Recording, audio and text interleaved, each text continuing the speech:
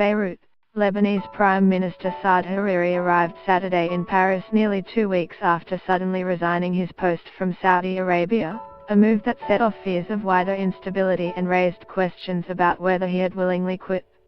Hariri's office said on Saturday that the embattled premier and his wife, Lara, landed in Paris for talks with French President Emmanuel Macron.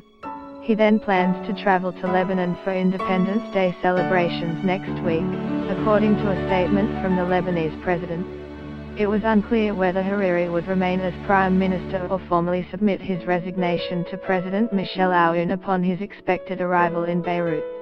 Aoun has not yet officially accepted Hariri's decision to step down. Hezbollah's leader Hassan Nasrallah has said that Saudi Arabia had declared war on Lebanon and his Iran-backed group, accusing Riyadh of detaining Saad al-Hariri and forcing him to resign as Lebanon's prime minister. Tens of thousands of Zimbabweans flooded the streets of Harare in an extraordinary outpouring of elation at the expected ousting of President Robert Mugabe. An Argentine military submarine went missing at sea on Friday, prompting a massive search. The Trump administration is lifting a federal ban on importing body parts from African elephants shot for sport in Zimbabwe and Zambia. The Rev. Jesse Jackson has disclosed publicly that he has been seeking outpatient care for 2 years for Parkinson's disease. The blaze sent smoke billowing into the New York sky. Several people are feared dead after a helicopter and an aircraft were involved in a mid-air collision northwest of London. The wife of Alabama Senate candidate Roy Moore says he won't step down in the face of sexual misconduct allegations.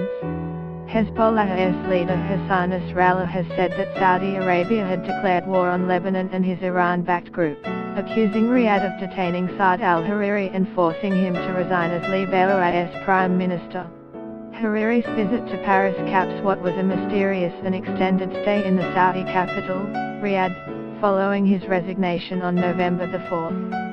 Lebanese officials accused Saudi authorities of holding Hariri, a one-time ally, hostage as part of an attempt to destabilize Lebanon. Saudi Arabia wants to pressure Lebanon's Shiite Hezbollah movement, an Iranian proxy with significant political and military power. Saudi Arabia's Sunni Muslim monarchy and Shiite majority Iran are battling for influence in countries and conflicts across the region, a rivalry that has killed tens of thousands in Iraq, Syria and Yemen. Many Lebanese feared their tiny nation, which boasts Sunnis, Shiites, Christians and other sects, could easily be plunged into political or sectarian turmoil. Hariri is a Sunni Muslim, whereas Lebanon's president is Christian, and its parliamentary speaker a Shiite. The government is run on a national power-sharing pact that divides political authority among Lebanon's 3 major religious groups. That agreement was made after Lebanon's devastating civil war flat Rome 1975 to 1990. But as conflict raged in the region in the wake of the Arab Spring, Lebanon managed to shield itself from the wars tearing apart its neighbors.